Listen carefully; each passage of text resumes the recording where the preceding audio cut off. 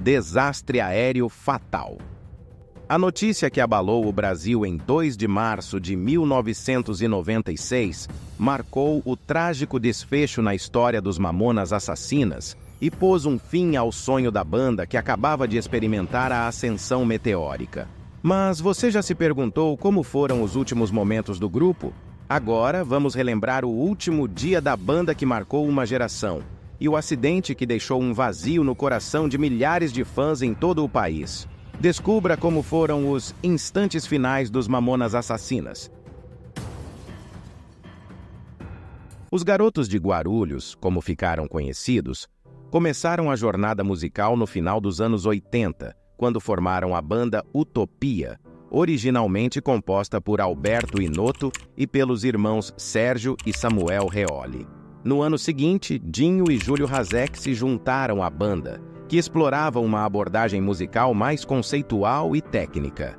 Seu som era complexo e pesado, e suas letras falavam sobre temas profundos e filosóficos, o oposto do ato musical, que anos mais tarde se tornaria um dos maiores fenômenos da cultura popular brasileira.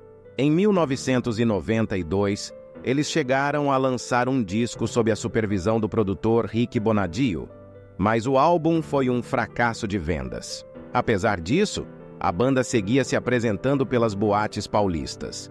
Já em 1994, o Utopia passou por uma fase de reformulação na sonoridade e no tom das canções, dessa vez adotando uma veia cômica e misturando diversos estilos musicais brasileiros com os pesados riffs de rock and roll.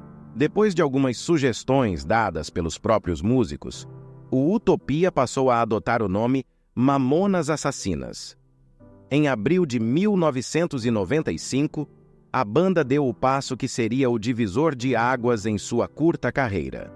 Os Mamonas conseguiram um contrato com a extinta gravadora EMI Music, após o diretor artístico da gigante fonográfica assistir a um concerto dos músicos na boate Lua Nua. Em maio, o grupo entrou em estúdio em Los Angeles, Estados Unidos, para gravar o seu álbum homônimo de estreia. Mais uma vez, Rick Bonadio encabeçou a produção dos artistas. Depois do lançamento do álbum em 23 de junho daquele ano, o disco da banda inicialmente passou despercebido nas lojas. No entanto, tudo mudou no dia seguinte, quando a música Vira Vira foi tocada na 89 FM, a Rádio Rock, gerando grande repercussão midiática para o álbum, que vendeu mais de 3 milhões de cópias e acabou se tornando o disco de estreia mais vendido no Brasil. A partir daí, os Mamonas Assassinas embarcaram em uma turnê por todo o país, lotando shows e alcançando impressionante popularidade em um curto espaço de tempo.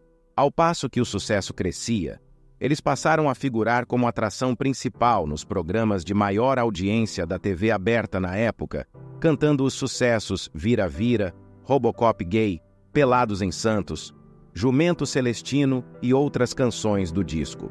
Com apresentações repletas de energia, letras bem-humoradas e roupas excêntricas, a banda acabou se tornando uma febre entre o público infanto-juvenil. Durante os meses seguintes, os músicos se apresentavam até a exaustão e chegavam a realizar mais de 4 shows por dia. O sucesso era tão avassalador que as fronteiras do Brasil pareciam ficar pequenas diante do fenômeno Mamonas Assassinas. E em breve eles partiriam para Portugal, onde gravariam um segundo disco e dariam início a uma turnê internacional.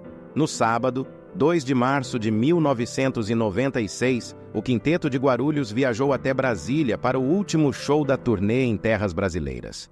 Relatos de profissionais que faziam parte da equipe dos músicos dão conta de que os rapazes pareciam cansados, apreensivos e com baixo astral. Mas devido ao profissionalismo, estavam dispostos a dar o melhor naquele show que encerraria uma exaustiva turnê que percorreu todo o território brasileiro. O espetáculo foi assistido por 4.500 pessoas, que mal sabiam que estavam presenciando o último show da banda antes de seu trágico fim. A aeronave. Construído a partir de um modelo de caça suíço FFA-16, o Learjet 25, registrado como Papa Tango Lima Sierra Delta, era um jato executivo pertencente à empresa de voo fretado Madrid Táxi Aéreo e aparentemente estava com todas suas inspeções obrigatórias e documentações em dia, assim possuindo autorização para a realização de voos fretados. A tripulação.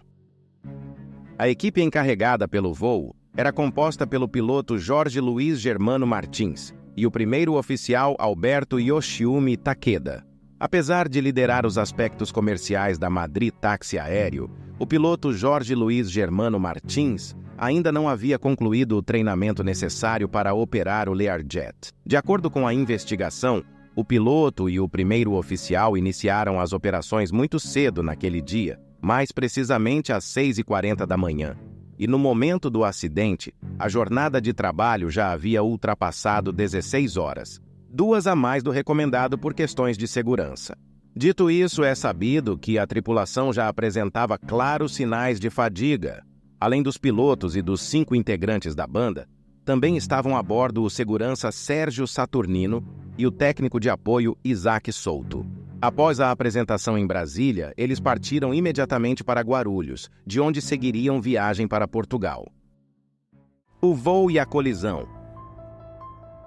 A decolagem e o voo em altitude transcorrem sem problemas.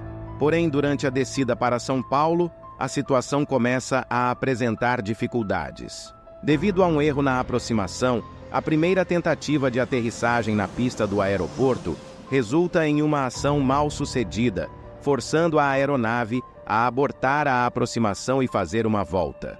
O piloto então afirma ter visibilidade visual e solicita uma volta à esquerda, o que é erroneamente aceito pela torre de controle.